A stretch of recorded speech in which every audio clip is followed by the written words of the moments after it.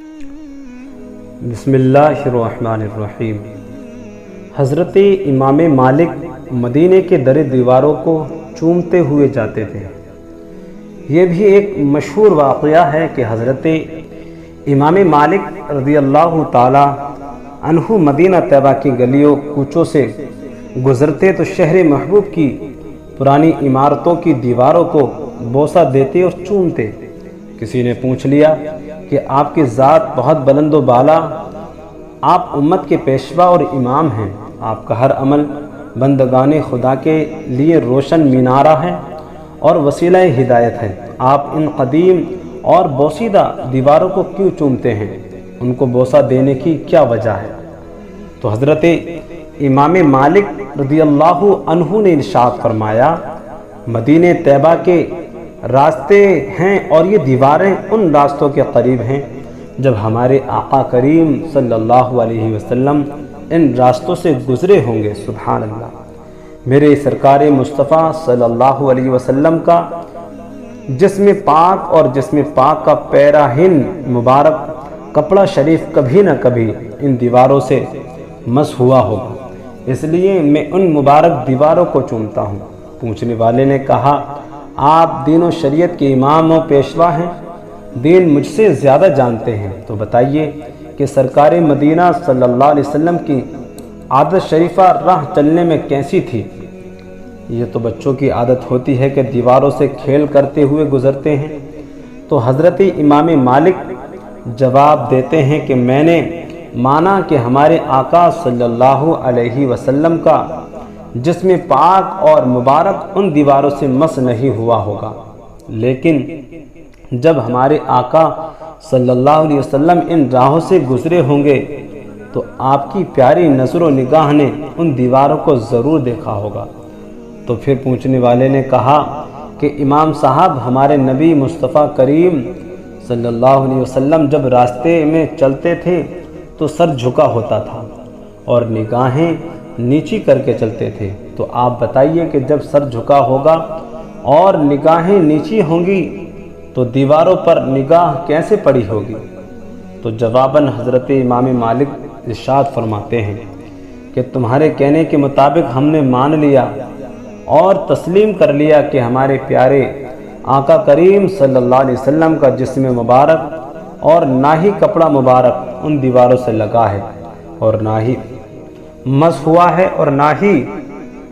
ان دیواروں پر نگاہ نظر پڑی ہے، لیکن تم کو یہ تو تسلیم کرنا پڑے گا اور ماننا پڑے گا جب ہمارے آقا کریم صلی اللہ علیہ وسلم ان راہوں سے ان دیواروں کے قرب سے گزرے ہوں گے تو ان دیواروں نے ہمارے آقا صلی اللہ علیہ وسلم کو ضرور بضرور دیکھا ہوگا۔ سبحان اللہ۔ لہٰذا ہم تو ان کو بوسہ دے رہے اور چوم رہے ہیں جن دیواروں نے ہمارے آقا کریم صلی اللہ علیہ وسلم کا دیدار کیا ہے۔ اے ایمان والو، امام مالک کی محبت و الفت، عقیدت و عشق سے لبریز داستان آپ حضرات نے سماعت فرما لی۔ امام صاحب نے اپنے پیارے آقا کریم صلی اللہ علیہ وسلم سے اس قدر محبت، اس قدر عشق و محبت کرتے تھے کہ شہر محبوب مدینہ طیبہ کی در و دیواروں کو چومتے ہیں اور بوسہ دیتے نظر آتے ہیں، مگر آج تک کسی امام یا محدث یا ولی یا بزرگ نے امام مالک کے اس عمل کو نہ برا کہا اور نہ ہی اپنی کتابوں میں اس کو برا لکھا۔ لیکن آج کل کچھ بدعقیدہ ایمان کے لٹیرے یہ بکواس کرتے پھرتے ہیں کہ انگوٹھا چومنا بدعت و ناجائز ہے، اور اگر ان سے سوال کیا جائے کہ محبوب خدا صلی اللہ علیہ وسلم کا نام پاک افضل ہے یا مدینہ طیبہ کی در و دیوار، تو ماننا اور کہنا پڑے گا کہ محبوب خدا صلی اللہ علیہ وسلم کا نام پاک افضل و اعلیٰ ہے۔ تو ثابت ہو گیا جب مدینہ شریف کے در و دیوار چومنا جائز اور درست ہے تو سرکار مدینہ صلی اللہ علیہ وسلم کا نام پاک سن کر انگوٹھا چومنا بھی بدرجہ اولا جائز و درست ہے۔ اے ایمان والو، اگر کوئی بدعقیدہ شخص نام پاک کے چومنے کو بدعت و ناجائز کہے تو اس بدعقیدہ شخص سے سوال کیجئے، اس سے پوچھئے کہ بدعت و ناجائز کام کو ہمارے اسلام یا ہمارے اسلاف بزرگان دین نے اپنی کتابوں میں لکھ دیا ہے تاکہ امت بدعت و ناجائز کام سے بچتی رہے، تو صحابہ کرام سے لے کر ائمہ محدثین اور اولیاء امت علماء دین کا کوئی قول بتائیے کہ ان کی کسی کتاب کو دکھا دیجئے جس میں یہ لکھا ہو کہ نام پاک کو سن کر انگوٹھا چومنا بدعت و ناجائز ہے، مگر شرط یہ ہے کہ اللہ والے جنتی بزرگوں کی کتابوں کا حوالہ چاہیے۔ قیامت تو آ سکتی ہے مگر ایسی کتاب کا حوالہ نہیں دے سکتے جس میں نام پاک سن کر انگوٹھا چومنے کو بدعت و ناجائز لکھا گیا ہو، بلکہ بزرگان دین کی کتابوں میں اس بات کا حوالہ ضرور ملے گا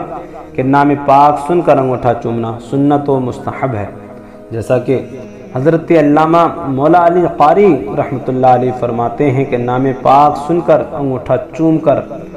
آنکھوں سے لگانا حضرت ابوبکر صدیق کی سنت ہے، اور جس فعل و امر کا ثبوت حضرت ابوبکر صدیق سے ظاہر و ثابت ہو جائے، مزید اور کسی ثبوت کی ضرورت نہیں، امت کو عمل کرنے کے لیے کافی ہے۔ ایمان والو، بڑے اطمینان اور سکون کے ساتھ اور کافی وضاحت اور بے شمار دلائل کے ساتھ آپ حضرات کو معلوم ہو گیا کہ اللہ تعالیٰ اور اس کے محبوب صلی اللہ علیہ وسلم اور صحابہ اکرام، ائمہ دین، محدثین اعظام اور اولیاء اکرام، علماء ذو الاحترام کے اقوال و افعال سے سورج کی روشنی سے زیادہ ظاہر اور ثابت ہو گیا کہ مدینہ طیبہ مکہ شریف سے افضل و اعلیٰ ہے۔ اعلیٰ حضرت فرماتے